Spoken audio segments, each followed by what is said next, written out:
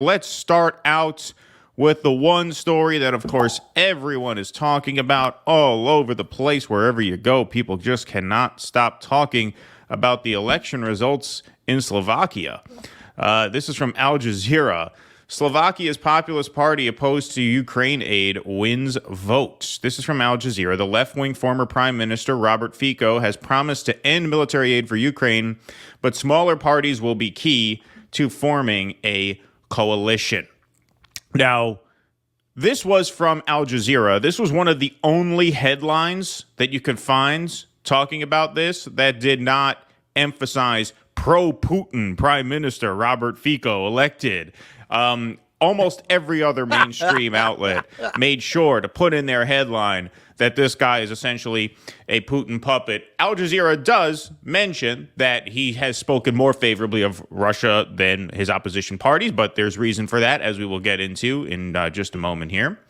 The Populist Party of former Prime Minister Robert Fico that wants to stop military aid to Ukraine and is critical of the European Union and NATO has won Slovakia's election, results showed on Saturday. SMER/SSD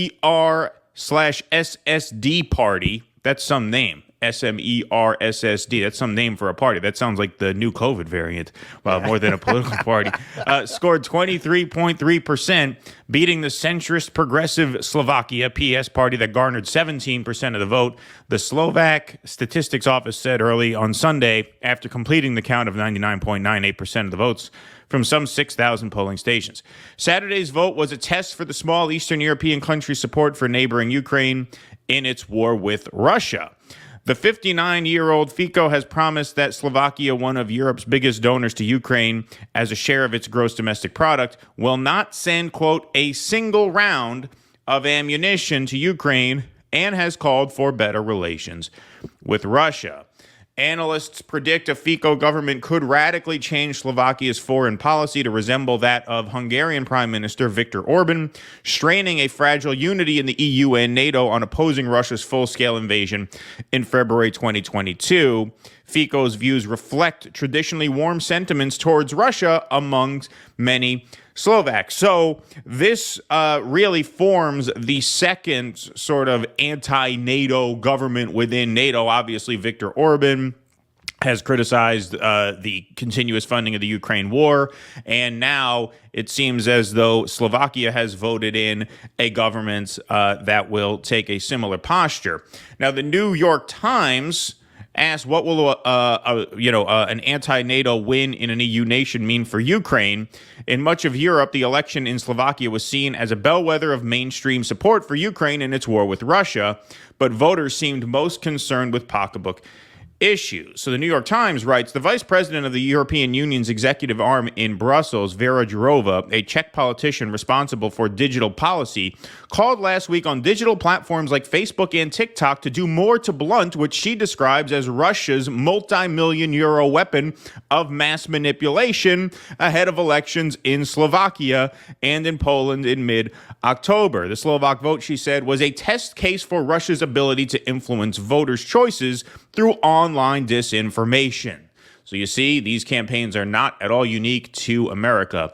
Slovakia has deep pools of genuine sympathy for Russia stretching back to the 19th century, when an early Slovak nationalist politician and writer, Ludovic Stur, despairing of the Austro-Hungarian Empire's grip on the region, looked to Russia, a fellow Slavic nation, for help. He suggested that land inhabited by Slovaks be absorbed by the Russian Empire.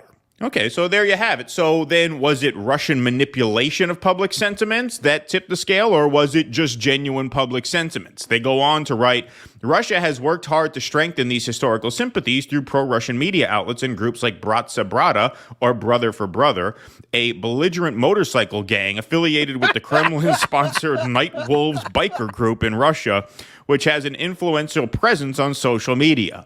Okay, so now this is a biker gang's Facebook group that is responsible for swinging the election. Yes. A GlobeSec survey in March. It's always funny when they get into these things, because it's like basically they accuse countries that are our villain of the week or the decade of the century, countries that we want to smear, of acting in their self-interest and trying to push their interests through diplomatic means and through soft power. What exactly do you think we do? Right. Like, when we do it, it's okay. When they do it, it's nefarious. Right. Of course. Of course. The GlobeSec survey in March of public opinion across Eastern and Central Europe found 51% of Slovaks believed either Ukraine or the West to be primarily responsible for the war. The figure is much lower in other Eastern European countries. Well, that number is still fairly low for such a, historically pro-Russian country. I mean, it's about half and half. And the winning party only received 23% of the vote. It was a plurality of the vote. So it's not like NATO got routed there, but they did get beat. And that's just one more domino to fall in terms of public support for the war in Ukraine, not just here in America, but around Europe. Poland announced a few weeks ago that they were not sending them any of the new weapons that they got in. They were basically sending them the scraps that they had left to send. Countries are running out of weapons to send to Ukraine, and we're only a year and a half in. Shine box. Exactly. So the election here is, significant in that sense, and it's also significant in the sense that once again, our press blames the specter of Russian disinformation campaigns. I mean, what they are complaining about is that people's minds are influenced by what media they consume. And so their solution is we have to cut people off from the wrong kinds of media. And that's what they tried to do here in the run-up to the race. And it may have worked to a certain extent, just not enough to win. Like I said, Fico only got 23.3% of the vote. It wasn't like he routed them. Well, and what's so foolish about all of this is I think anyone can stick their finger in the wind and see which way it's blowing. The future is with politicians like Orban and like the winner here. You've opened the door to censorship and suppression as a legitimate political tactic. What do you think people who ideologically, and I'm not referring necessarily to this politician, I don't know them well enough to say this about them, but if you're talking about right-wing nationalism generally, they've tended to be pretty sympathetic to the idea of censorship, right? I mean, historically, it's been the role of the left to fight against their censorious tendencies. How are you going to fight it now? How are you going to fight it? You have lost all moral legitimacy on this issue. Even the ACLU has offered up its legitimacy on this issue to its rich liberal donors. So how are you going to fight back when they take over? And they are taking over one country, one legislature at a time. The future is with these kinds of politics. I think that's very obvious at this point. The liberal class knows it. And I think that's a big part of why they are more and more resorting to anti-democratic tactics in their claims to defend democracy, because they know they are so loathed and despised that it's the only card they have to play. Yeah, and just one more thing I just want to emphasize here. This guy is on the left.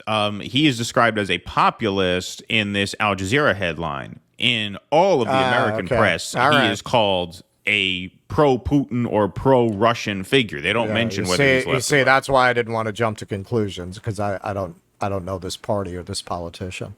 Right, but he's actually a left-wing guy, but he's a populist left-wing guy, just like we are, and so he has a similar critique of the Ukraine war that a lot of populist right people happen to share as well. But if you read most press outlets, if you read their coverage of this, they will really bury the fact that he's on the left, right? Because they want to paint every critic of the Ukraine war as a Trumper, as a Putin, or as a Bolsonaro, right? All that shit.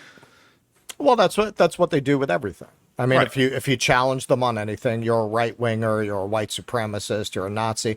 I mean, that's why I wanted to cover it. Was a little side jaunt, but that's why I wanted to cover that Vox article, because it was such a tour de force in the way that these people think. Right? Right. They write an entire article about the rising right wing without ever using the word economics. Right. Not Yeah, exactly. not once. The entire article. There is absolutely no explanation that they are willing to entertain other than insecure white people who feel displaced by rising non-white groups. They Right. they don't even consider any other explanation for Trump. Please clap.